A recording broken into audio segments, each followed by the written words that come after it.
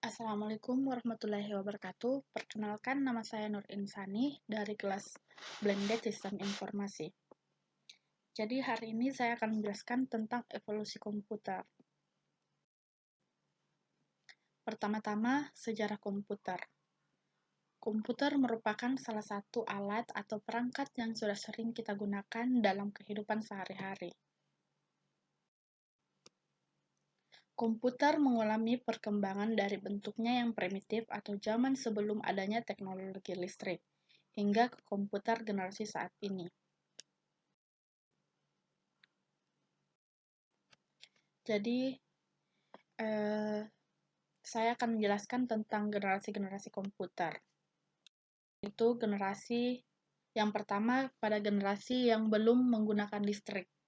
Komputer pada generasi ini masih sepenuhnya menggunakan mesin mekanis.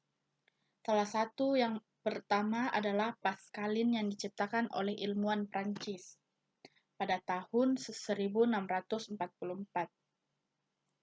Pascalin hanya dapat melakukan operasi penambahan dan di tahun 1833, Charles Babbage menciptakan difference engine yang merupakan mesin kalkulasi yang lebih sederhana dibandingkan dengan Pascalin. Charles mengembangkan analytical engine yang memiliki komponen input, proses, output, dan store, yang menjadi dasar dalam menciptakan komputer. Nah, kemudian masuk ke komputer generasi pertama di tahun 1940 hingga 1950. Jadi di era ini merupakan komputer yang pertama yang menggunakan sumber daya listrik. Input dan output pada komputer generasi ini adalah menggunakan punch card, bahasa yang dikenal oleh mesin atau perangkat elektronik pada saat itu hanyalah 0 dan 1, atau yang kita kenal dengan nama binar. Gambar di samping merupakan contoh komputer generasi yang pertama. Jadi, komputer generasi pertama ini memiliki beberapa karakteristik, yaitu menggunakan tabung hampa, ukurannya yang besar, kecepatan pemrosesan yang cukup lambat, dan menghasilkan panas yang tinggi sehingga sering error, dan juga memiliki memori yang sangat terbatas. Kemudian, ke komputer generasi kedua. Komputer generasi kedua ini juga masih menggunakan punch card sebagai sarana input atau output. Namun untuk proses pembacaan dan penulisan ini jauh lebih cepat. Salah satunya yaitu menggunakan transistor, penggunaan yang lebih cepat, lebih reliable, dan panas yang dihasilkan juga tidak terlalu tinggi.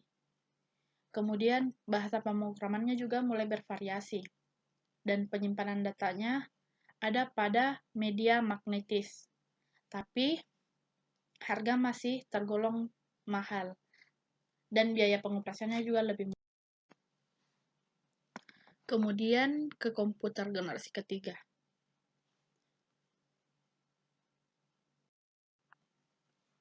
Pada generasi ini mulai digunakan perangkat input-output yang sudah kita kenal saat ini seperti keyboard. Kemudian monitor juga mulai diperkenalkan pada generasi komputer ini.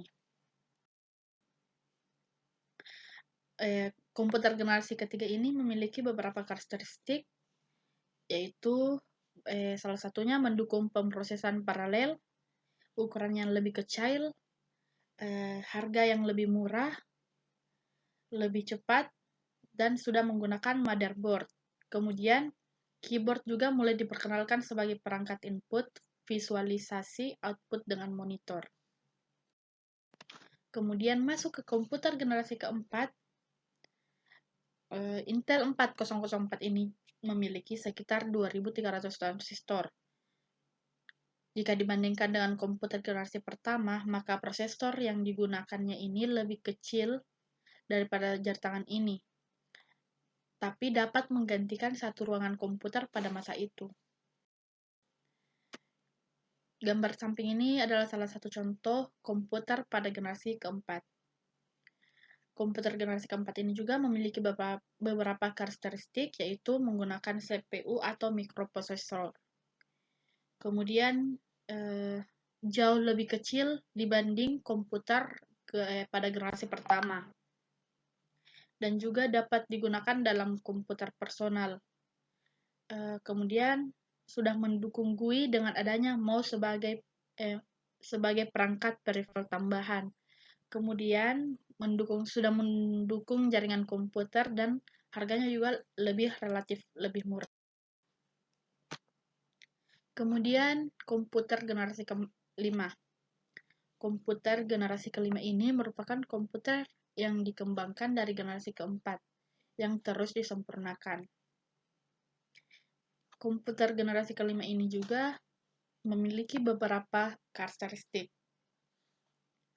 Salah satunya yaitu sudah mulai memahami bahasa manusia dan dapat berinteraksi dengan manusia dengan baik. Kemudian, kecepatannya juga sudah lebih tinggi dibandingkan komputer-komputer pada generasi sebelumnya. Kemudian, sudah menggunakan pemrosesan kuantum. Dan komputer ini juga masih digunakan pada saat era ini, yaitu 2003. Sekian dari saya. Kurang dan lebihnya mohon dimaafkan. Wassalamualaikum warahmatullahi wabarakatuh.